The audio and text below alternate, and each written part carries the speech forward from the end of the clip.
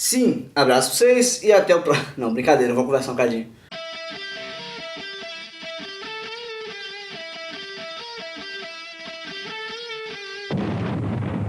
Antes que alguém comente aqui que isso é uma questão óbvia, que todo mundo já sabe, que não tinha por que a gente falar desse assunto, eu quero perguntar pra você se você lembra de algumas evidências de que a Terra é redonda. Você lembra de quantas evidências? Pensa aí comigo, por que você acha que a Terra é redonda? Pois é, talvez você não tenha tantos argumentos assim, então é natural que algumas pessoas parem pra pensar que a Terra é plana, porque se você olhar no seu dia a dia, você olhar ao seu redor, você tá vendo um mundo plano, tá? É claro que quando a gente fala que a Terra é redonda, a gente às vezes tem essa impressão, não, agora eu tô conseguindo ver a curvatura. É igual quando fala que a Terra tá em movimento, olha, eu tô parando, eu tô sentindo a Terra se movendo. Mas isso é só uma questão psicológica, é a sua imaginação trabalhando com você. O fato é que no nosso dia a dia não tem como realmente a gente notar que a Terra é esférica. Como eu já disse no meu vídeo sobre escalas e dimensões, quem já assistiu sabe do que eu tô falando, quem não assistiu ainda, assiste depois desse vídeo. Na nossa escala, no nosso cotidiano, não há como a gente perceber essa curvatura da Terra. A gente percebe um plano mesmo no nosso dia a dia. Mas agora eu vou aqui direto ao ponto e eu vou trazer para você evidências, para ser mais específico, 8 evidências de que a Terra é sim esférica. Vale ressaltar aqui que não é uma questão de crença, eu não vou trazer aqui argumentos para você acreditar que a Terra é redonda. Vou trazer aqui agora evidências de que a Terra é esférica. Então isso são fatos, não é questão de opinião, não é questão de crença, é questão de observação e verificação. A primeira evidência é uma das mais antigas, que já é conhecida, uma observação feita já, se eu não me engano, o primeiro registro é do século II, que os navios grandes, quando eles se afastam na direção do horizonte, a parte de baixo deles some antes da parte de cima. Eles começam gradualmente a subir de baixo para cima até que some o mastro, o topo dele. Isso só dá para você observar com navios e embarcações realmente grandes, porque se forem embarcações pequenas, a gente cai na mesma questão do nosso dia a dia que eu já falei naquele vídeo de dimensões. Você tem um horizonte muito grande, você tem uma curvatura muito grande para observar, e se você tiver objetos muito pequenos se deslocando, você realmente não vai conseguir observar isso. Agora, se você estiver observando uma embarcação suficientemente grande, se você tiver, vou chutar aí, entre 1,5 m e 2 metros, você vai ver isso acontecendo quando o barco atingir mais ou menos 3,5 km a 5 km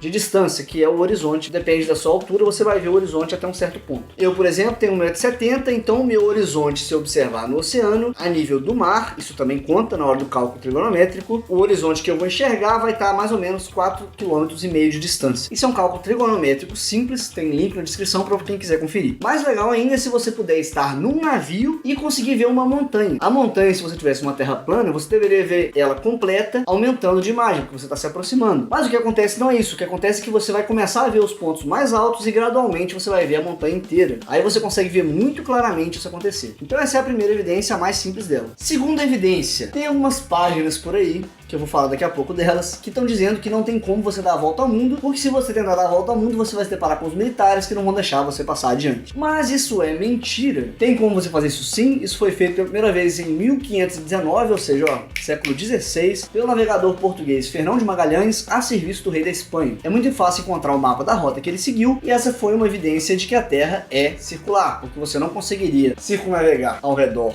da Terra se ela fosse plano. Se ela fosse plano, você ia direto até, sei lá, cair ou deparar com a geleira que alguns dizem aí e com os militares que estão prontos para te prender. O que acontece de fato é que se você circunnavegar, você consegue traçar uma rota que circule a Terra. E por que hoje ninguém mais faz expedição de volta ao mundo para provar isso, já que tem gente questionando? Por duas razões simples. A primeira, mais óbvia, é porque hoje a gente já sabe que a Terra é esférica. A gente tem foto disso, eu vou falar daqui a pouco, e só quem questiona isso ainda são pessoas conspiracionistas ou então quem não conhece ainda as evidências e quando é apresentado vê, obviamente, que a Terra é esférica. O segundo ponto é que é mentira. Existem hoje ainda cruzeiros de volta ao mundo que fazem rotas ao redor do mundo inteiro, que partem pro lado do Oceano Atlântico, vão pegar eu não sei que os oceanos quais são, que vão sair lá da Europa, passar pelas Américas, passar pela Austrália e voltar pra Europa. Tem cruzeiros que fazem isso, e se você tiver uma boa grana sobrando aí, se você tiver com dinheiro sobrando e quiser ter certeza de que dá pra dar a volta ao mundo, boa viagem. O terceiro argumento é um argumento físico muito simples. A Terra, acha você que ela é esférica ou acha você que ela é plana, a gente vai concordar que ela é um corpo muito massivo, basta ver que ela tem continentes e oceanos aí. E na natureza, todo objeto que tem massa sofre da interação gravitacional. Então vamos dizer que você tem uma esfera de massa e uma segunda esfera de massa igual. Elas vão se atrair e no momento em que elas se juntam, você passa a ter um campo gravitacional que vai apontar para o centro de massa desses dois corpos. Você colocar um terceiro, novamente vai apontar para o centro de massa, um quarto centro de massa. E com isso, como é uma força central, o formato natural que você vai ter de um corpo que é massivo, com o passar do tempo, é uma esfera. Considerando a massa da Terra, ela não só só é esférica, como ela também tem que ser esférica, porque na natureza tudo tende para um equilíbrio de energia potencial mínima. A natureza não gosta de estados físicos onde ela tem que acumular energia potencial. É por isso que você não está voando, é por isso que você não está a 1 metro do chão e sim no chão, porque esse é o estado onde exige menos da natureza para te manter. Se ela tentasse te puxar para baixo, ela teria que fazer uma força nova, ela teria que gastar mais energia para cavar o chão que você. Se tivesse que te manter no ar, você teria uma energia potencial gravitacional. Então o estado de energia mínimo é que você fique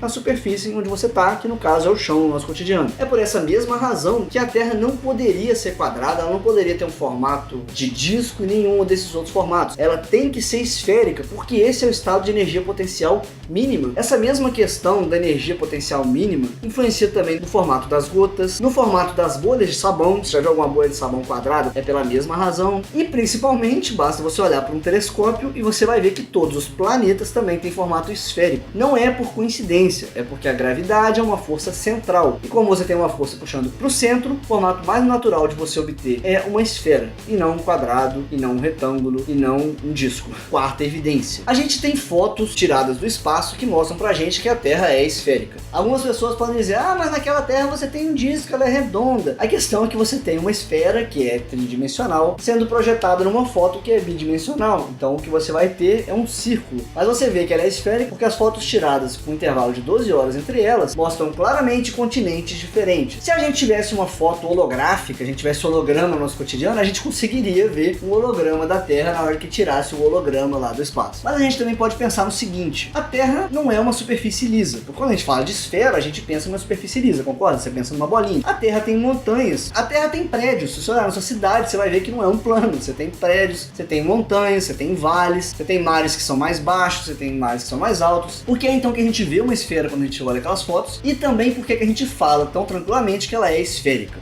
Você lembra do meu vídeo sobre escalas? O vídeo chamado Você é Maior e Menor que Pensa? Se você já viu, você vai ver aqui agora um exemplo claro daquilo que eu estava falando lá. Se você não viu, quando acabar esse vídeo aqui, você pode ir lá assistir. O diâmetro da Terra é estimado em 12.742 quilômetros. Para você ter uma noção do número, isso são 12.742.000 metros. O ponto mais alto, como a gente está falando que a Terra tem relevos, o ponto mais alto da Terra é o Everest, que tem altura estimada de 8.850 metros acima do nível do mar. E o ponto mais baixo é a costa do Mar Morto, que tem 424 metros abaixo do nível do mar. Fazendo a conta então, para a gente ver qual é a diferença entre o ponto mais alto da superfície da Terra e o ponto mais baixo, o cálculo é 8.850 menos 424, porque é abaixo do nível do mar. Isso dá pra gente uma diferença de 9.274 metros, ou seja, são mais ou menos 9,2 quilômetros contra um diâmetro terrestre de 12.700 quilômetros. Ou seja, você tem uma esfera que tem um diâmetro de 12.700 quilômetros, cuja superfície tem uma diferençazinha máxima,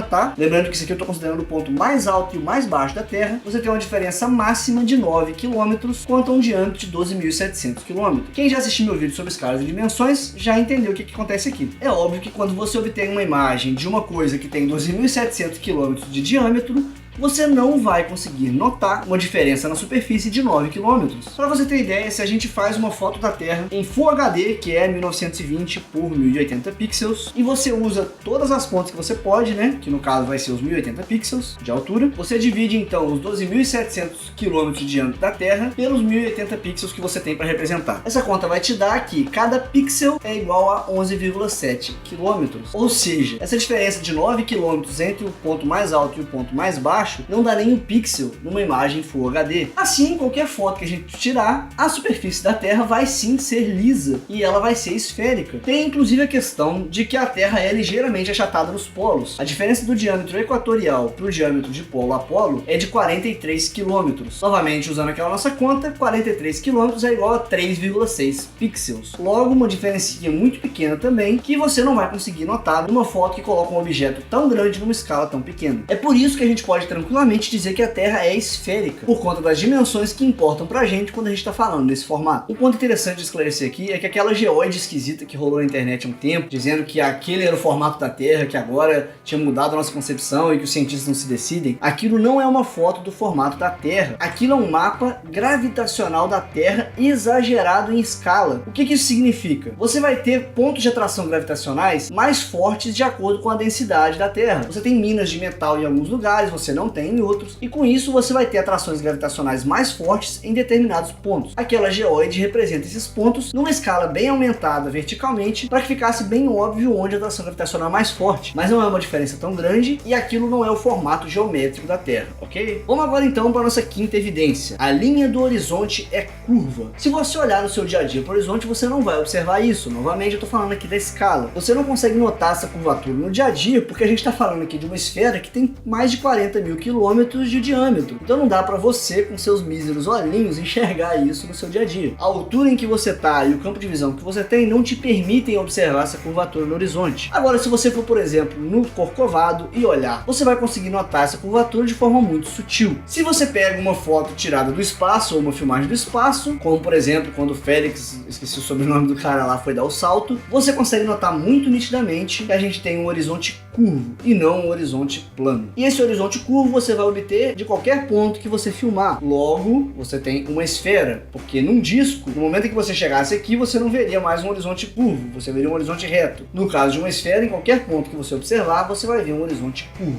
A sexta evidência: fusos horários. Fusos horários não são uma invenção inútil e feita à toa. Fusos horários foram inventados porque no momento em que é noite num lugar, é dia no outro. Se a gente tivesse um horário padrão, quando fosse meio-dia no Brasil, vamos supor que aqui fosse o lugar onde meio-dia é sol absurdo, meio-dia no Japão ia ser a noite plena. Então a gente precisa de fusos horários para fazer o ajuste dos relógios ao redor do mundo. Tem duas formas muito simples de você notar isso. A primeira é se você já viajou de um país para o outro. Quem já viajou de um país para o outro já sofreu do que a gente chama de jet lag, que é o seu relógio biológico desincronizando porque você estava acostumado com uma certa duração do dia num lugar e parece que deslocou o seu relógio quando você foi para outro lugar. Uma outra forma simples, eu acho que na era que a gente está é a mais simples de todas, é você mandar lá no Facebook uma mensagem para aquele seu amigo que está morando fora do Brasil. Se você não tem um amigo assim, você com certeza conhece alguém que tem um amigo assim, você conversa com essa pessoa, manda mensagem para ele e pergunta que horas são lá agora. Você vai comparar com o seu relógio e vai ver que é diferente do horário que é no seu relógio. E eu vou propor aqui uma outra forma para você que tem Twitter. Depois que você terminar de ver esse vídeo aqui, você vai lá no Twitter, coloca hashtag primatafalante e twitta para mim,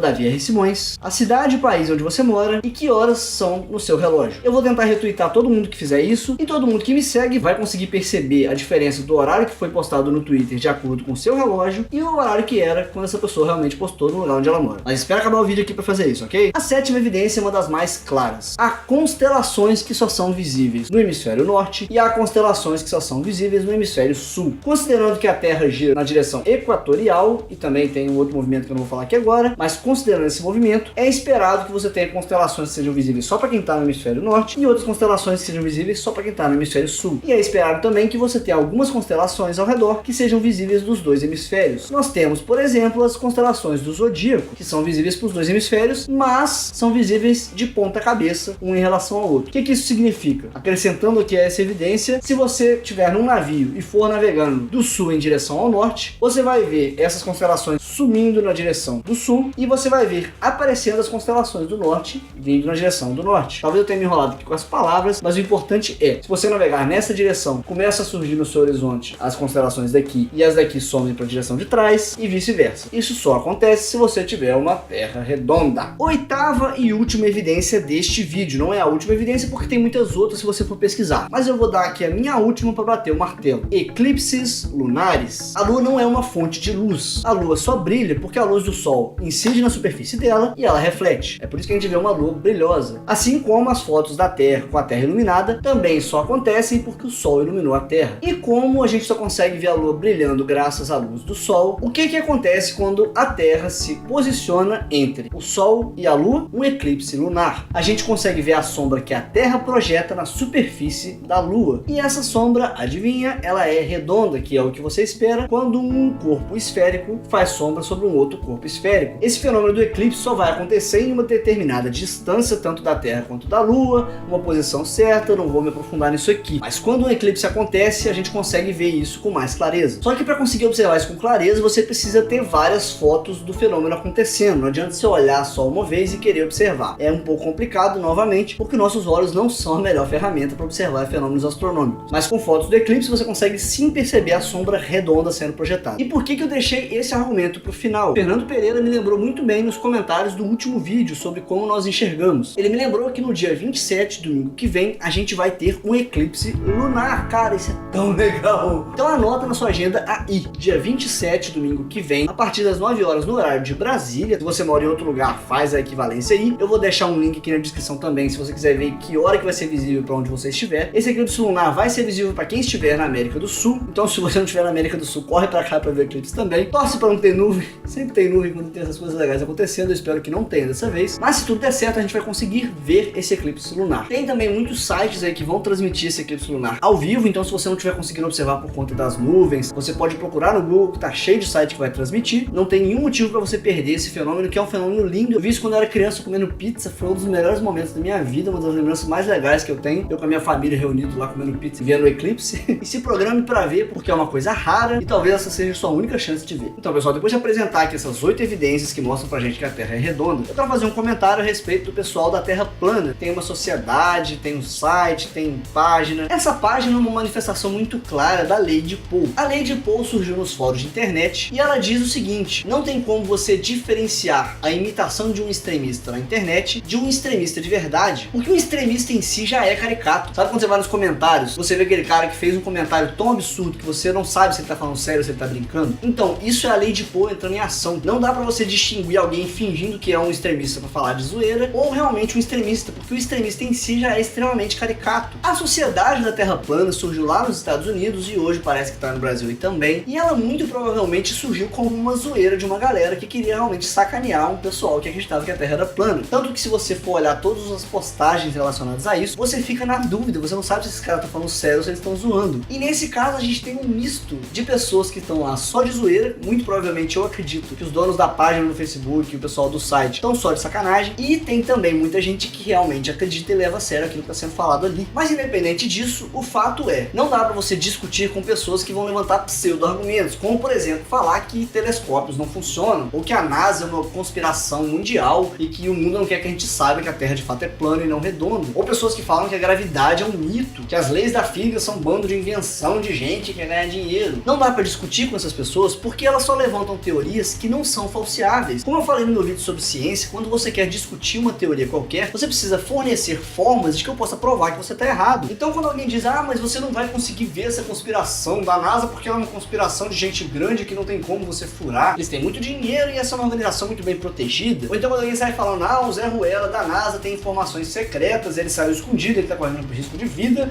e ele disse que é assim. Ou seja, quando o seu conhecimento, quando os seus argumentos se baseiam em anedotas, afirmações de pessoas anônimas que não tem como a gente verificar se são verdadeiras, ou se seus argumentos são afirmações que não tem como a gente verificar se estão certas ou erradas, não tem como a gente te levar a sério e não tem nem por que a gente discutir, porque você está ignorando fatos e você está tentando se esquivar de pessoas que querem tentar mostrar que você pode estar errado. Então se você se baseia na ignorância para defender aquilo que você acredita, por exemplo, não tem como provar que você está errado, porque de fato não tem como provar, não tem como a gente discutir. No momento que a falta de evidências passa a ser a sua evidência para acreditar em alguma coisa, você já jogou a razão no lixo. E eu sinceramente tenho coisa muito mais importante para fazer do que entrar numa discussão com você, porque a gente não vai chegar em lugar nenhum. Se você gostou do vídeo, dá o seu like, compartilhe nas suas redes sociais, se inscreva no canal Primata Falante no YouTube, e se você ficou com alguma dúvida, a gente pode conversar aqui nos comentários. E um recado muito importante, fique de olho no canal todo domingo às 9 horas da manhã, porque esse é o horário semanalmente que eu posto vídeos aqui. Tô sabendo que o YouTube não tá notificando os inscritos no domingo às 9 horas da manhã,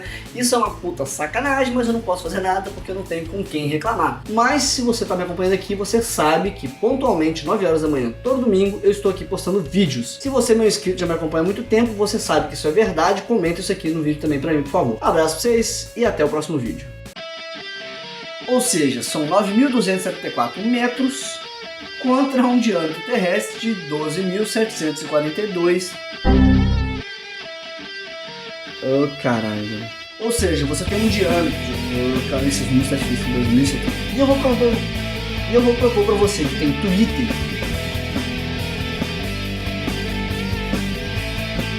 A sétima evidência é uma das mais claras. A sétima evidência é uma das mais claras. A sétima evidência é uma das mais claras. Caramba, hein? A sétima evidência é uma das mais claras e mais difíceis de se refutar. Caramba, hein? A sétima evidência é uma das... Tá difícil, tá difícil. Sabe quando você vai nos comentários e você vê aquele cara que fala uma abobrinha tão boa? Tá bom, né?